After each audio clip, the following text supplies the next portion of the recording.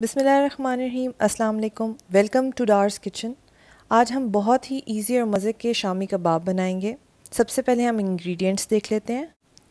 इसके लिए हमें चाहिए होगा 1 किलो गोश्त, 1 पाव चने की दाल, 2 टीस्पून नमक, 1 टीस्पून लाल मिर्च, आधा टीस्पून काली मिर्च और आधा टीस्पून हल्दी, 2 टीस्पून लहसुन अदरक की पेस्ट, 1 कटा हुआ प्याज, 1 टीस्पून गरम मसाला, धनिया, हरी मिर्चें और 2 अंडे। अब हम इसके कुकिंग पार्ट पे आते हैं। सबसे पहले हम अपने प्रेशर कुकर में गोश्त ऐड कर लेंगे। इसमें हम वो सारे मसाले ऐड कर लेंगे जो हमने प्लेट में रखे थे, जिसमें नमक, लाल मिर्च, हल्दी और काली मिर्च शामिल है। लहसुन अदरक का पेस्ट शामिल कर लेंगे। इसमें 1 मीडियम प्याज डाल लेंगे और जो हमने दाल भिगो के रखी थी, दाल को आपने 15-20 मिनट पहले भिगोना है, वो हम इसमें ऐड कर लेंगे। अब क्योंकि मैं बीफ का गोश्त यूज़ कर रही थी तो मैंने थोड़ी सी ज़्यादा दाल ली है, लेकिन अगर आप चिकन का गोश्त यूज़ कर रहे हो तो 1 पाव दाल बहुत मुनासिब रहती है। दाल को सरफेस पे इवन कर लें, आप अच्छी तरह डिस्ट्रीब्यूट कर लें अपने प्रेशर कुकर में और उसमें पानी डाल लें। पानी इतना हो कि जब आप दाल को प्रेस करें तो आपकी फिंगर टिप उसमें डिप हो जाए। एक्स्ट्रा पानी नहीं डालना इसमें, वरना आपका मिक्सचर बहुत सॉफ्ट हो जाएगा। अब इसको मीडियम हाई फ्लेम पे रख दें। जब ऊपर बबल्स बनना शुरू हो जाएं तो उसके बाद हमने प्रेशर कुकर बंद करना है, उससे पहले नहीं करना, ताकि हमें आइडिया हो जाए कि बहुत ज़्यादा ऊपर तो नहीं झाग आ रही।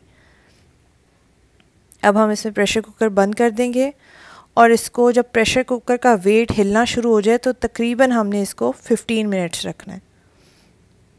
ऑलमोस्ट इसको हमने 15 मिनट्स प्रेशर दिया है, जिसके बाद मैंने आग बंद कर दी थी और जब स्टीम निकल गई है तो अब मैं इसका वेट उठा दिया है।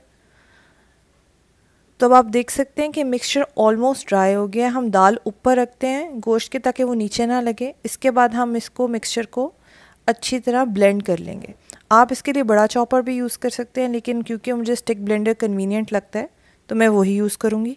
कोशिश करें मिक्सचर वार्म साइड पे ही हो जब आप इसको ब्लेंड कर लें, क्योंकि जैसे जैसे ये ठंडा होगा इसमें स्टिफनेस आती जाएगी, ये थोड़ा सख्त हो जाएगा। तो ये वार्म साइड पे ही हो जब आप इसको ब्लेंड कर लें। अब अपने मिक्सचर को आप एक परात में निकाल लें, बड़े बर्तन में निकाल लें और इसमें धनिया, हरी मिर्चें और गरम मसाला डाल लें। क्योंकि मैं बच्चों के लिए बना रही हूँ कबाब, तो मैं इसमें मसाले और हरी मिर्चें कम रख रही हूँ। आप अपनी मर्ज़ी के मुताबिक इसमें मिर्चें और गरम मसाला डाल सकते हैं।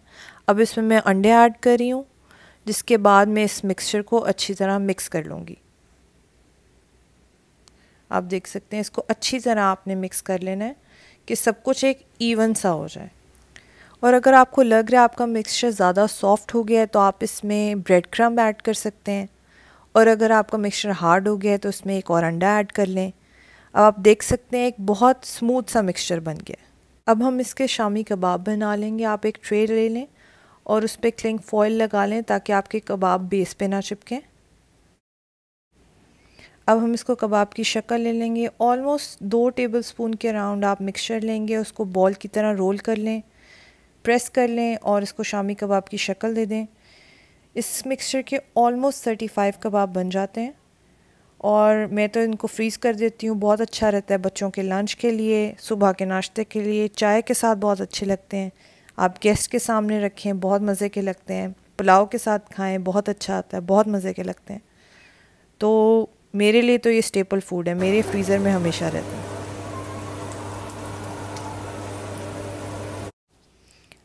अब हम इनको फ्राई कर लेंगे। जब एक साइड गोल्डन ब्राउन हो जाए तो आप इनको टर्न कर लें।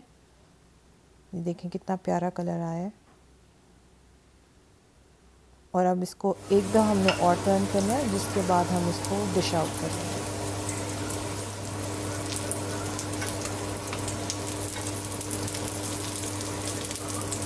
अब हम इसको डिश आउट कर लेंगे।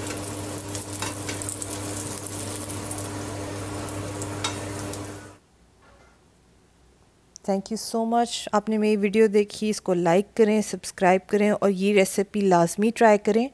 बहुत मज़े की है और हमें इसका फ़ीडबैक भी लाजमी दें। Thank you so much.